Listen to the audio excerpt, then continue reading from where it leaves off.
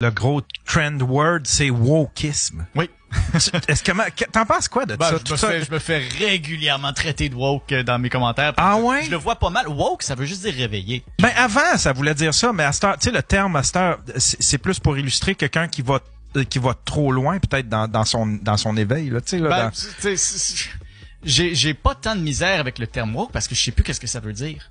Ouais, c'est ça. On l'utilise à n'importe quelle sauce au point où genre on insulte les gens avec ça, puis en même temps ça veut plus rien dire pour moi woke. Quelqu'un dit t'es woke, qu'est-ce que ça veut dire pour toi woke, puis après ça je vais pouvoir répondre. Mettons Disney, ils goûtent beaucoup là, Disney font beaucoup d'efforts pour essayer de transmettre, ils mettent beaucoup de politique, un petit peu plus même, on dirait que dans les années passées. Qu'est-ce que veut dire que quand tu dis Disney a politisé ses films, ça veut dire quoi? On essaie de passer un message qui peut être, qui pourrait être idéologique. Il y a beaucoup d'efforts, admettons, comme de changer certains personnages de couleur de peau, tu sais, comme là les nains, il y aura plus de nains, ça va être des compagnons dans Blanche-Neige. Tu sais, on s'en va vers là où est-ce que on dénature beaucoup certaines œuvres, puis on fait ça au nom de on le sait pas quoi. Il y a une espèce d'effort, il y a un effort plus grand dans les dernières années. Je pense que ce que tu décris, puis je pense que tu le décris bien, c'est essentiellement un effort concerté de proposer des nouvelles normes sociales. Est-ce que je sers? Ouais, ok, ouais. Mais si on est en train de faire un effort concerté pour proposer des nouvelles normes sociales, ça veut dire qu'il existait avant d'autres normes sociales. Tu sais, on dit ça c'est une décision woke, essentiellement c'est une façon de dire ça c'est une décision qui propose des normes sociales différentes des normes sociales généralement acceptées avec lesquelles je suis confortable.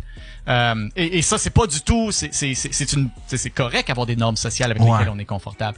Je pense qu'il y a beaucoup de gens pendant très longtemps on les a pas écoutés quand ils disaient moi je suis inconfortable avec cette norme sociale là, mais c'était des gens qui avaient peut-être moins de pouvoir économique, qui avaient pas de plateforme, qui avaient pas la capacité de s'exprimer, et quand ils s'exprimaient, il y avait pas la certitude qu'ils allaient être écoutés, ou parce qu'ils étaient un groupe minoritaire, les gens qui étaient d'accord avec eux n'étaient pas suffisants pour faire en sorte qu'il y avait du changement. Ce qui fait que les normes sociales qui étaient établies avant, qui étaient pas dommageables pour moi et toi, était peut-être pas idéal pour d'autres groupes de personnes avec qui on veut partager notre société. Okay. Alors, proposer des nouvelles normes sociales de façon à ce que on ait un nouveau paradigme social qui fait pas de tort à ces individus-là qui, auparavant, étaient marginalisés, en soi, je pense pas que c'est une mauvaise chose. Évidemment, tout est une question d'équilibre. Et puis, on peut pas pousser une culture artificiellement plus loin qu'elle est prête à aller naturellement pour toujours, sans qu'il y ait un sentiment de là, tout change trop vite, puis j'aime pas ça. Puis ça aussi, c'est humain, c'est normal, et c'est parfaitement raisonnable vouloir ralentir un changement trop rapide dans une société, parce qu'une société, on en a juste une, puis elle est fragile, puis on en est tous gardiens. Ce que j'encourage les gens à faire quand ils ressentent une espèce de réaction émotive négative sont en train de changer de toutes les façons. On n'a plus le droit de dire ça. On peut plus faire ça. C'est plutôt de dire, Disney, c'est pas la police, là. Disney va pas vous arrêter si vous lisez La Belle au bois dormant, si vous montrez Blanche-Neige et les 7 nains à vos enfants, là. Vous allez pas aller en prison pour ça.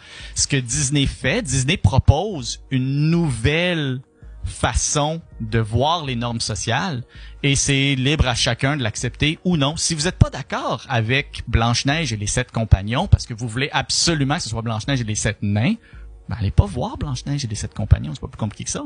Je reviens surtout à la sincérité de ça, parce que Disney, c'est une corporation. Disney est pas moins sincère maintenant que Disney l'était quand elle vendait Blanche-Neige et les 7 nains, là. Disney, je veux dire, Blanche-Neige et les 7 nains, c'était pour faire du cash, ça aussi.